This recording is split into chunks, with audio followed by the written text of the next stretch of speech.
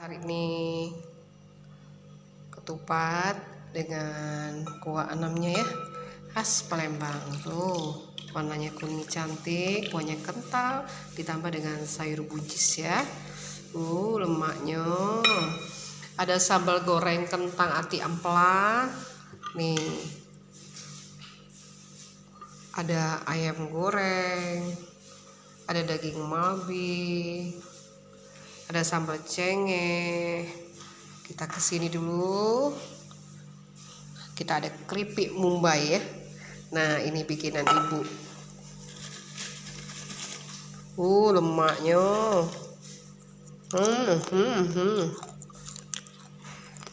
satu toples dibikin ibu.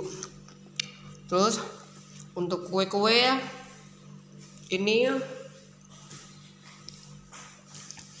enggak ketan durian, ini maksuba agar pandan durian.